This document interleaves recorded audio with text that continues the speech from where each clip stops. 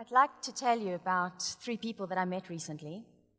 Malcolm, a great guy, unfortunately recently divorced, is not coping with the loneliness that well, and so he's working extremely long hours. He's put on quite a bit of weight, and even though he's been on medication for about 2 months, he still gets quite anxious and struggles to sleep well at night. Belinda heads up a marketing consultancy. She has 2 very young children, a very dynamic individual, and that she loves what she does, but she constantly feels guilty about not spending enough time with her husband and her children. Then Meryl, an ex-South African who moved to the UK, got really sick in their last winter, and despite it being months later, she just can't shake it, and she's got this persistent cough. And because of her energy levels being low, she knows that she needs to exercise again, but she just can't seem to start. So what about you? Are you feeling perhaps a bit like Malcolm or Belinda or Meryl? Do you perhaps feel as if you could do with more resilient energy? Have you maybe lost some of your bounce back? Perhaps you're feeling as if you are fighting fatigue, that you have a lot of brain fog. Maybe there are more boardroom battles going on or dining room disputes at home than you'd like. And the reality is that today we are time poor, yet very stress rich. And what happens is that our good habits go out the proverbial window, and our bad habits tend to get reinforced and anchored at a time that we actually need to be doing the opposite.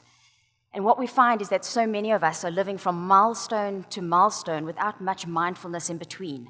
So we go from one important meeting to the next big interview, to the next event, to the next USB showcase, to our child getting into school, to maybe our eldest making it out of grade 12 or getting onto the first team hockey or cricket team, to the next family holiday. And we only feel vaguely happy when we're actually reached a milestone or feel some kind of relief. Can something change? Well, I think the only way we can is if we look at how we manage our energy and manage our resilience as opposed to trying to manage time. That is a sustainable, renewable solution. And one way to do that is to take cognizance of the emergence theory, which tells us that the combination of components can often produce a far greater effect than the individual components could ever exhibit on their own. So this is the power of 3 that the FAB quotient brings across, where 1 plus 1 plus 1 gives you 3.5 or more. So the FAB quotient helps us tap into that emergent energy by using F, A, and B. And today I don't have much time, so I'd like to share with you just one practical tip for each of those from the FAB quotient today. The A of the FAB quotient is for activate, and today we know that you have to be activating your body on an hourly basis if you want to work smart as opposed to just working harder or longer. So an activation is about tapping into your body and activating your body and your brain. Most of us spend a lot of time, hours, at our desktop, in our head space, in our head top. And we need to connect with the rest of our bodies if we really want to perform and stay resilient. So what I'd like you to do right now is place one hand under your chin, one hand on top of your head, stand up from your chair and balance on one leg. Up you come. As you do it, head space, balance on one leg. And as fast as I ask you to stand up, I'm going to ask you to sit back down again. Thank you. I saw some people really standing up straight, but I also saw some of us wobbling. Now, when you wobble, who do you lean on? And that takes me to the B of the FAB quotient, which is around behavior and understanding how to be authentic, as well as the power of collaboration. The FAB quotient has been developed by myself and my co-colleague and bestie, Joni Peddy, who's a human behaviorist and the founder of the Enneagram Institute in South Africa. She is possibly also the most resilient, energetic individual I know.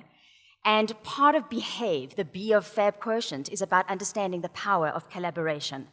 So we know that if you lean on, if you collaborate with the right people, research shows that you can increase your performance tenfold. This brings me to F from the FAB quotient.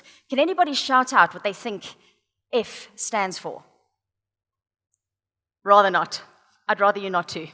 I think I heard feel on this side. If you said that, you're welcome to come and get a copy of my book, Fast Food for Sustained Energy, from table 42 during the break. And feel is an incredible tool in terms of helping us to step up to the plate, to activate, and to collaborate correctly. So there's so much to say around fueling. I'm just going to leave you with the one tip around snacking for stamina to help you stay strategically refueled and resilient. We'd love to talk to you. Please come and speak to myself or Joni or USB and find out how Fab Quotient methodologies, our keynotes, workshops, our online academy, our books, and further resource and enabling technology support tools can help you to feel fab and to fight fatigue. Thanks a lot.